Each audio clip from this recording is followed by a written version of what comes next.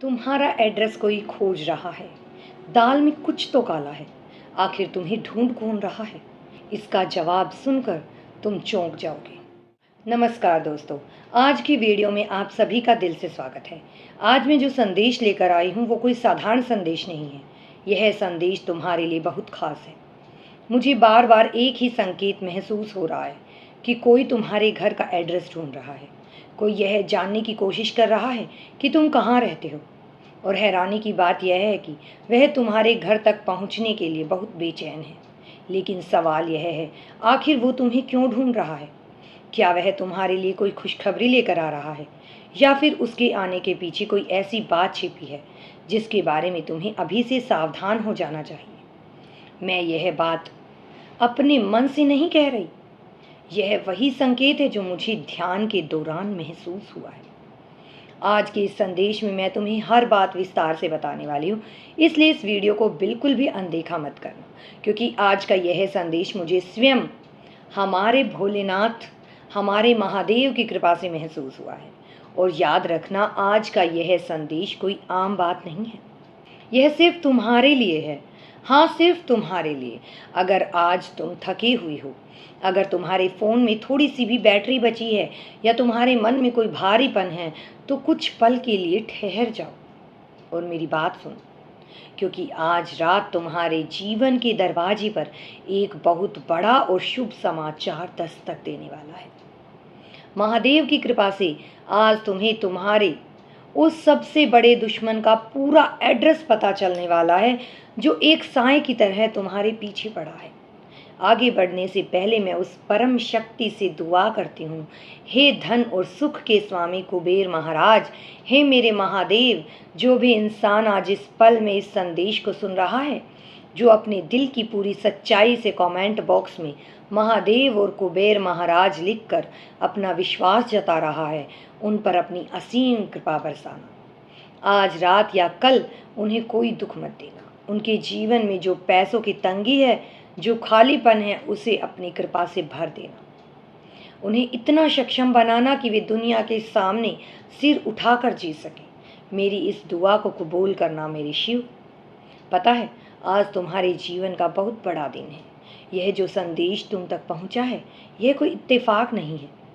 यह ब्रह्मांड का एक बहुत बड़ा महासंयोग है। मैं जानती हूँ, मैं महसूस कर सकती हूँ कि तुम पिछले कितने ही दिनों से एक घुटन में जी रही हो। तुम रोज उठकर आसमान की तरफ देखकर बस यही पूछते हो ना, महादेव, आखिर वो कौन है, वो कौन है जो मेरी हर कोशिश को नाकाम कर रहा है? मेरा दुश्मन नज़र क्यों नहीं आता? पता है, तुम्हारी यही बात मुझे दुगाधरी बाबा ने के आश्रम की एक सच्ची घटना की याद दिलाती है। वहाँ एक बार एक सीधा साधा युवक आया, जो अपनी मेहनत के बल पर जीवन में आगे बढ़ रहा था, लेकिन अचानक उसके सारे बनते काम बिगड़ने लगे। वह हर किसी को अपनी सफलता की हर एक बात बता देता था। अपने घर की हर तरक्की की खुशी जिसके साथ बांटता था, उसे ही अपना जिगरी दोस्त मानता था। उसे कभी यकीन ही नहीं हुआ कि जिसे वह अपनी सफलता का हिस्सा मानता था, वही इंसान चुपचाप उसके कॉम्पिटिटिव एग्ज़ाम की जानकारी दूसरों तक पहुंचा रहा था, और उसकी पीठ पीछे उसी के खिलाफ चाले चल रहा था। आज जब मैं उस युवक की कहानी और तुम्हारी स्थिति को जोड़ कर देखती हूँ, तो मुझे वही हूबहू बात नजर आती है। दुश्मन, यह शब्द सुनते ही मन में किसी भारी राक्षस की तस्वीर उभरती है। यह हम सोचते हैं कि दुश्मन वो है जो हमसे खुली लड़ाई लड़ता है, लेकिन असली दुश्मन वो होता है जो मुस्कुराते हुए गले मिलता है और आपके ही हाथों की लकीरें आपसे छीनने की योजना बनाता है। आज महादेव की कृपा से मुझे जो सच दिखा है, उसे सुनकर शायद तुम्हें अपने कानों पर यकीन नहीं होगा। तुम्हारे पैरों तले जमीन खिसक जाएगी, और मुझे यह बताते हुए बहुत तकलीफ हो रही है, पर सच यही है। तुम जिसे बाहर भीड़ में ढूंढ रहे थे, वो तुम्हारे घर या तुम्हारे ऑफिस के आसपास बहुत करीब है। तुमने कभी सपने में भी नहीं सोचा था कि तुम्हारा अपना, तुम्हारे खून का रिश्ता या तुम्हारा वो साथी जिस पर तुमने आंख मूंद कर भरोसा किया था, वो तुम्हारे लिए कुछ बुरा सोच सकता है। तुम्हें लगता था कि तुम्हारे अपने तो हमेशा तुम्हारी खुशी ही चाहेंगे, लेकिन मेरे दोस्त, आज तुम्हारी वो मासूमियत, वो भारीपन हार गया है। क्योंकि जिसे तुमने सबसे ज़्यादा वफादार माना था वही इंसान तुम्हारी पीठ पीछे तुम्हारा नुकसान करने में लगा है। हाँ, यह कड़वा है, बहुत कड़वा है, लेकिन यही सच है। याद करो, तुमने आज तक अपने दिल की हर बात किसे बताई। तुम क्या खाते हो, क्या पहनते हो, तुम्हारे बैंक खाते में कितने पैसे बचे हैं, तुम्हारी आंखों की क्या योजनाएं हैं, यहाँ तक कि तुम्हारे दिल के सबसे गहरे दर्द, वो सब तुमने किसके सामने खोल कर रख दिए थे। तुम्हें वो शक्ल याद है, आई याद? और आज तुम्हारी उन्हीं बातों का, तुम्हारे उसी भरोसे का इस्तेमाल तुम्हारे ही खिलाफ हो रहा है। उन्होंने तुम्हारे काम में सिर्फ अड़चनें पैदा की हैं और तुम इतने साफ दिल के हो कि हमेशा यही सोचते रही, शायद मेरी ही किस्मत खराब है, शायद मेरी ही मेहनत में कमी रह गई होगी। नहीं, तुम्हारी कोई गलती नहीं थी। तुमने तो सिर्फ प्यार किया था, भरोसा किया था। गलती तो उनकी है जिन्होंने उस भरोसे को एक हथियार की तरह इस्तेमाल किया। यह सब मैं हवा में नहीं कह रही, ना ही मैं तुम्हें डराना चाहती हूँ। महादेव तो करुणा के सागर हैं, वो डराते नहीं हैं, वो तो राह दिखाते हैं। यह बस ब्रह्मांड की एक चेतावनी है, ताकि तुम अब और चोट ना खाओ, ताकि तुम संभल जाओ। मुझे यकीन है कि तुम समझ रहे हो कि मैं किसकी बात कर रही हूँ। तुम्हारा दिल तुम्हें वो चेहरा दिखा रहा है, और अगर अब भी तुम्हारा मन उस सच को मानने से इनकार कर रहा है तो मेरी दोस्त, तुम अभी भी मोह के जाल में फंसे हो। मोह से बाहर निकलो, सत्य को स्वीकार करो। जिंदगी में तुमने एक कहावत जरूर सुनी होगी, और अगर नहीं सुनी तो आज बहुत ध्यान से सुनना। कहते हैं ना कि हमें कभी भी सिर्फ बाहरी खूबसूरती के पीछे भागना नहीं चाहिए। वो खूबसूरती कुछ भी हो सकती है, कोई इंसान, कोई चेहरा, कोई बहुत मीठा बोलने वाला व्यक्ति, या दुनिया की कोई चमकती हुई चीज। कभी सिर्फ उस बाहरी चमक के पीछे मत दौड़ना, क्योंकि जो चीज़ें बाहर से बहुत सुंदर और मीठी लगती हैं वो अक्सर सही वक्त आने पर सबसे बड़ा धोखा देती हैं। वो भीतर से जहर से भरी होती हैं। अगर तुम्हारे दिल में भी यही आवाज़ आ रही है कि हाँ, तुमने बिल्कुल सच कहा, मुझे भी इन मीठे चेहरों ने ही सबसे ज़्यादा रुलाया है, तो आज उस दर्द को बाहर आने दो। अपने मन का बोझ हल्का कर लो। अगर तुम्हें लगे कि महादेव का यह इशारा सच में तुम्हारे लिए है तो अपने दिल की बात कमेंट बॉक्स में ज़रूर लिखना। तुम्हारे शब्द मुझे यह एहसास दिलाएंगे कि महादेव का यह संदेश सही दिल तक पहुंच रहा है। अब सुनो, तुम्हें करना क्या है। मैं तुम्हें एक बहुत ही सरल लेकिन बहुत ही चमत्कारी बातें बताने जा रही हूँ, जो मुझे कैलाशपति की उस शांत ऊर्जा से महसूस हुई है। आने वाले कुछ घंटों में, या कल, या जब भी तुम्हें फुर्सत मिले और तुम्हारे मन में शांति हो, तो तुम्हें महादेव के मंदिर जाना है। वहाँ जाकर तुम्हें शिवलिंग पर एक खास चीज़ चढ़ानी है। क्या है वो चीज़, और उसे चढ़ाने से क्या होगा?